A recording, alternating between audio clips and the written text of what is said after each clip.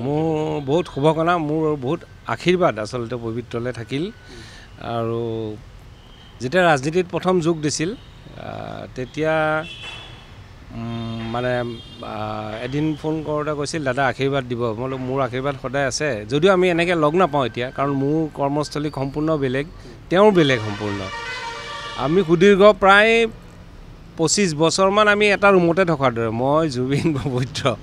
এনেকুৱা ক্লোজ আছিলোঁ মানে তাৰপিছত আমাৰ মই চাকৰি সূত্ৰে বেলেগত গ'লোঁ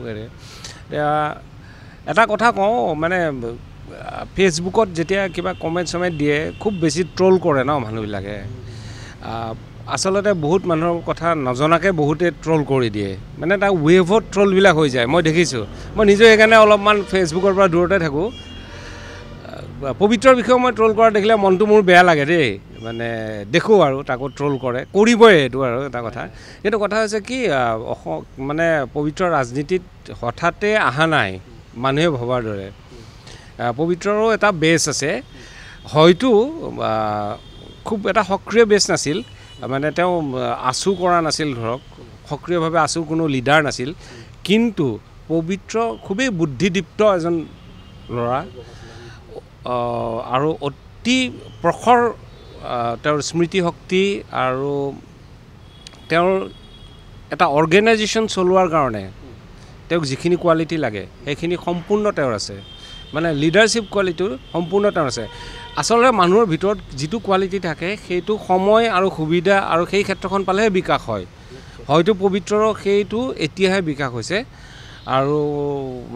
মানুহে ভবাৰ দৰে পবিত্ৰ মানে কোনো হেৰি পৰা নাই যথেষ্ট অধ্যয়নশীল এজন মানুহ বহুত পঢ়ে আৰু আমাৰ মাজত মেইনলি পঢ়া শুনা লৈ কথা হৈছিল আগতে মানে মই আগতে গ'লোঁ এক বছৰ আগতে গৈ আচলতে আমি টেক্সটাইলৰ চাকৰি কৰিবলৈ গৈছিলোঁ কিন্তু কথা হ'ল কি আমি তাতে ইউনিটি কম্পাউণ্ড বুলি এটা ঘৰত থাকিলোঁ য'ত 99% গোটেইখিনি মিউজিচিয়ান আৰু গোটেইখিনি আমাৰ লগৰ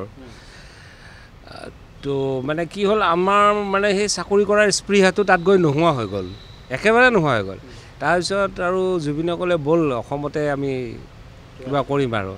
তাৰপিছত লৈ আহিলে ইয়াতে তাৰপিছত এনকে প্ৰডাকশ্যনৰ অ'নাৰ দেৱ বৰকটকী খুবেই ভাল মানুহ তেওঁ আমাক আঁকোৱালি ল'লে আৰু তাৰপিছত ক'লে মায়াখন উলিওৱা তাৰপিছত পবিত্ৰ আৰু মই মায়াখন উলিয়ালোঁ তেনেকৈ আৰু আচলতে এই মায়ালৈ মোক পবিত্ৰহে টানি লৈ গৈছিল দেই এই গোটেই হেৰিটোত তেওঁহে মোক মানে টানি লৈ গৈছিল মই তেতিয়াও কনফিউজ আছিলোঁ কি হ'ব কেনেকুৱা আৰু সেইখিনি সময়ত অসমৰ চিটুৱেশ্যন অতি বেয়া আছিল মনত আছে চাগে সেইখিনি সময়ত গুপ্তঘাতক এনেকুৱা আছিল যে আমি যেতিয়া প্ৰেছৰ পৰা আহোঁ ৰাতি চানমাৰীত আমাক 4-5খন জিপে আগুৰি ধৰে কোনে আগুৰি ধৰে গম পাইছে আৰু আগুৰি ধৰে ৰাতি মুখত হেডলাইট মাৰে ক'ৰ পৰা আহিছ তহঁত আমি কওঁ প্ৰেছৰ পৰা আহিছোঁ যেতিয়া আমাক দেখে ইহঁত জুবিনৰ লগত দেই এনেকৈ এৰি দিয়ে আৰু তেনেকুৱা বহুত ৰাতি গৈছে বহুত হেৰি গৈছে এনেই আমি আগতে সদায় ধেমালি কৰিছিলোঁ দেই আমাৰ গ্ৰুপটোত এই পবিত্ৰ মিনিষ্টাৰ হ'ব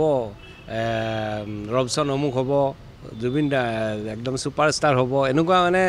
চবৰে এটা আমি ধেমালি কৰিছিলোঁ দেই তহঁতক যেতিয়া 30 বছৰ পিছত লগ পাম আমি কি কৰিম অমুক কৰিম তমুক কৰিম তেনেকুৱা টাইপৰ কিন্তু চিৰিয়াছলি আমি তেনেকুৱা নাছিলোঁ এইবিলাক মানে এতিয়া ভাবোঁ যে এইবিলাক মানে জীৱনৰ এটা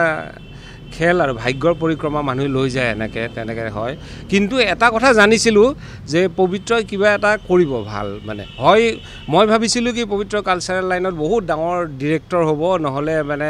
প্ৰডিউচাৰ হ'ব তেনেকুৱা বুলি ভাবিছিলোঁ তেওঁ ব্ৰহ্মপুত্ৰ থিয়েটাৰো ওলাইছিল জানা চাগে মানে সেইটো লাইনত সক্ৰিয়ভাৱে লাগি আছিলতো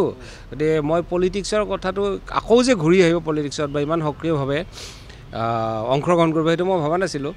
আৰু কিন্তু পিছত যেতিয়া গম পালোঁ এতিয়া ভালেই লাগিল আৰু আচলতে পলিটিকেল লাইনতহে পবিত্ৰ প্ৰতিভাখিনি সম্পূৰ্ণ বিকাশ হৈছে মই ভাবোঁ তাৰ যিটো কোৱালিটি তেওঁৰ যিটো কোৱালিটি মানে লিডাৰশ্বিপৰ যিটো কোৱালিটি যিটো কথা কোৱাৰ কেপাচিটি মানুহক মানে আকৰ্ষণ কৰা এটা অদ্ভুত কেপাচিটি আছে পবিত্ৰ বাৰ্ষিকদাৰ সৰু হওক ডাঙৰ হওক চবৰে নাম মনত ৰাখে আৰু চবকে সমানে কথা পাতে খুব ভাল কোৱালিটিত সেইকাৰণে মই ভাবিছোঁ এতিয়াই ভাল লাইনত পৰিছে আৰু মোৰ শুভেচ্ছা থাকিল পবিত্ৰলৈ থাকিল চবলৈ থাকিল আৰু অসমৰ নাম কঢ়িয়াই আনক নহয় আৰু অসমৰ হৈ দিল্লীত মাতক আমাক সেই তেনেকুৱা এজনহে পবিত্ৰ লাগে আচলতে ঠিক আছে ধন্যবাদ